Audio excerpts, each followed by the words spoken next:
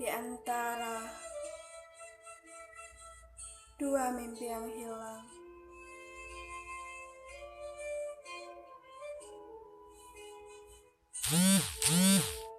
Bentuk cinta tak tertulis membekas selalu di dalam hati.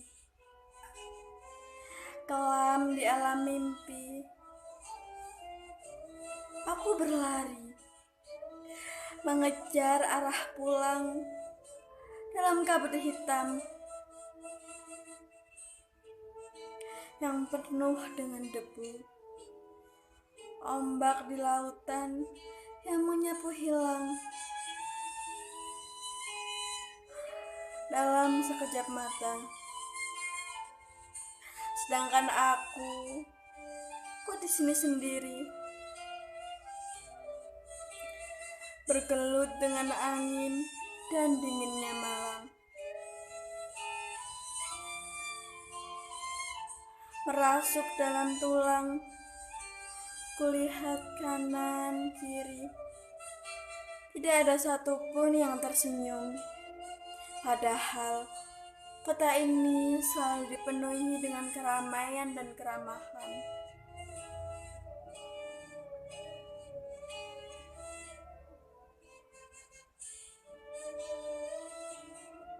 Kini semua membisu tak terucap. 26 Desember 2004. Jerit bertabut tangis pada Tuhan. Musibah apa ini Tuhan? Apakah Engkau merindukan alam dan ciptaanmu, sehingga dalam sekejap mata Engkau mengambil semua ini? Dalam hati juga ikut berontak, meminta keadilan pada Tuhan. Mengapa kini tinggal aku sendiri? Ayah ibuku telah tergulung ombak. Karang di lautan yang teramat tinggi, aku telah sendiri. Aku lelah menangisi semuanya. Rasanya kering sudah air mataku. Tiba-tiba seorang laki-laki tua datang menghampiriku. "Minumlah, Nak." "Kakak siapa?" tanyaku. Aku adalah laki-laki yang beruntung.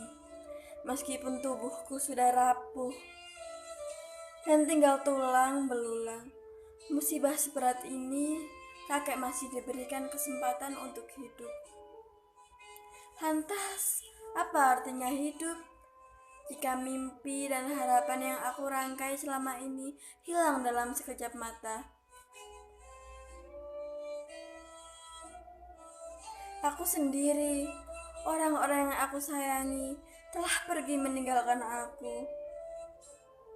Rasanya ingin sekali aku menyusul mereka. Duniaku gelap, seakan-akan tidak ada artinya lagi. Sudah sepantasnya kita menerima semua itu, baik buruk. Takdir kita sudah ditentukan oleh Maha Kuasa. Namun, selagi kita masih diberikan kesempatan untuk hidup, masih bisa kita merangkai mimpi itu. Setelah kakek itu memberikan aku arahan agar aku tidak putus asa. Kemudian kakek itu mengajakku di sebuah tempat tenda yang ramai. Aku melihat banyak orang yang aku rasa aku adalah orang yang paling beruntung.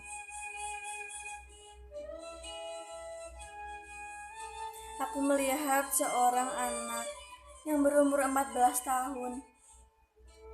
Dia kehilangan ibunya, kedua kakaknya, dan yang paling menyedihkan lagi, dia kehilangan kakinya. Namun, anak ini tetap bersemangat menjalani hidup dengan ayahnya. Hidupnya penuh tawa dan motivasi. Aku berusaha mendekati anak tersebut. Kakak siapa? Ujar anak itu menyapaku. Aku Riana. Kalau adik siapa? Kenalin, nama aku Lisa. Setelah beberapa saat, dia mengajakku bermain. Aku takjub kepadanya. Meskipun dia telah kehilangan segalanya, dia tetap bisa tersenyum kepada semua orang. Benar kakek itu. Kehilangan seseorang bukan berarti kehilangan semangat hidup. Kak, lihat laut itu. Laut itu terlihat tenang ya. Apa ada yang aneh dari laut itu? Laut itu terlihat tenang, tapi di dalamnya mengandung kemarahan yang hebat. Dia telah mengambil ibu, Kak Syafi dan Kak Rindi.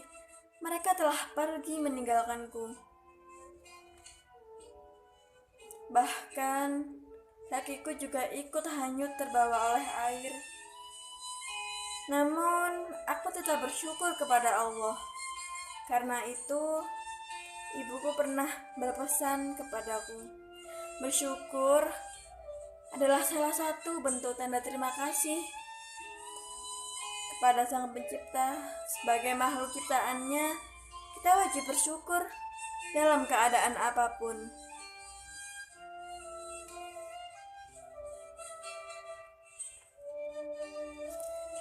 Bukankah Tuhan sudah tidak adil kepada kita? Ayah ibu telah diambilnya. Bahkan tempat masa kecil kita sudah rata oleh tanah. Lihat kanan kiri bergeletakan bagai batang tak bernyawa.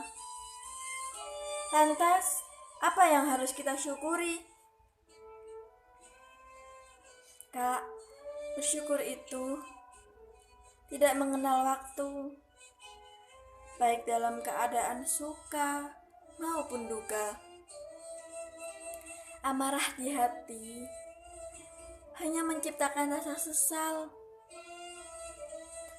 Sementara dengan bersyukur,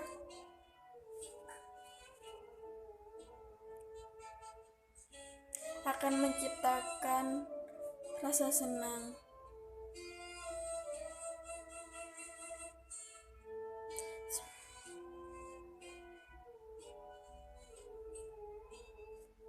Aku bersyukur.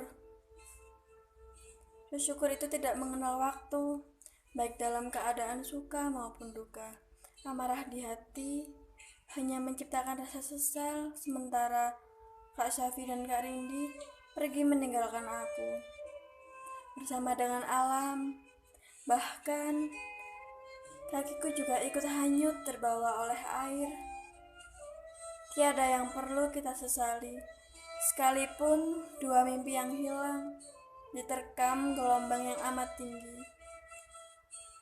Selagi kita masih bisa bernafas dan diberi kehidupan, kita masih bisa mengejar mimpi itu.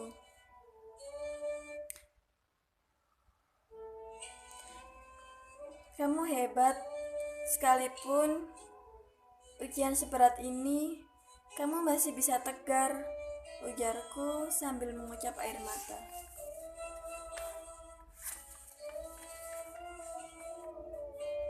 Ibuku yang mengajariku tentang arti sebuah kehidupan dan maknanya.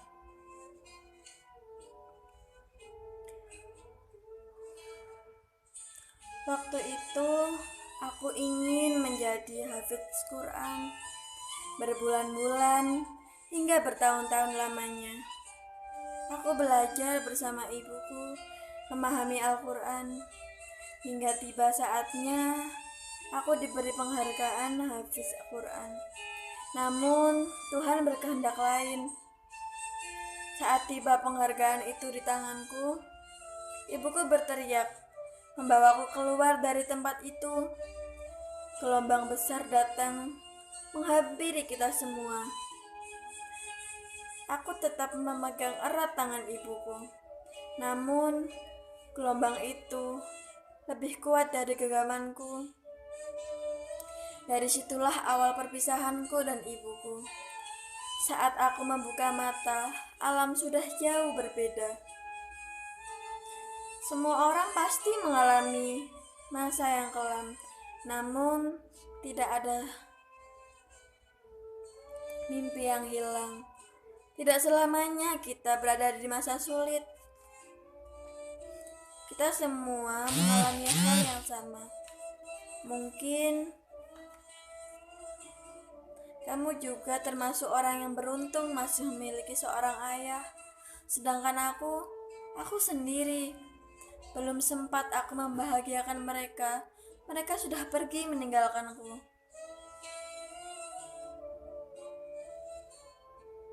Kamu beruntung memiliki seorang ayah yang hebat, yang selalu menyayangimu dalam keadaan apapun. Sedangkan aku sendiri, impianku telah pudar. Belum sempat aku membahagiakan mereka, mereka telah pergi. Mungkin mimpiku dan mimpi kakak belum sempat terwujud. Kak, tidak ada mimpi yang hilang. Yakinlah pada Tuhan. Kakak juga bisa membuat ayah dan ibu kakak bahagia, meskipun mereka telah tiada. Tidak ada mimpi yang hilang, selagi kita mau berdoa dan berusaha.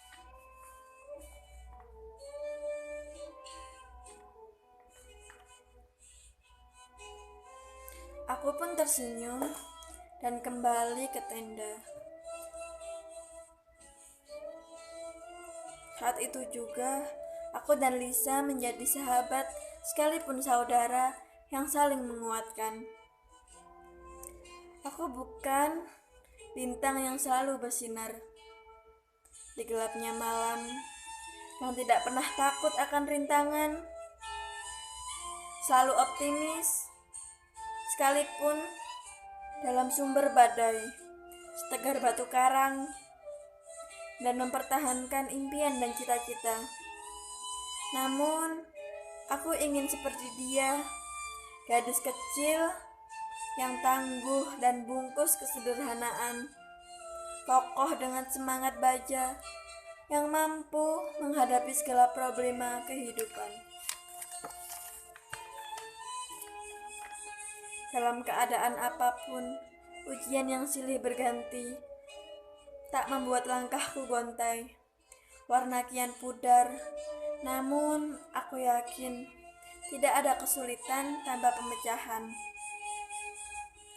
Kita semua mulai bangkit, membangun rumah kecil berada di tepi pantai, bersama ayah Lisa dan kedua dan kakek tua. Kita memang bukan keluarga, namun kita sama-sama ditinggalkan orang yang kita sayang. Tidak ada salahnya kita bersama membangun keluarga yang baru dan hidup bersama.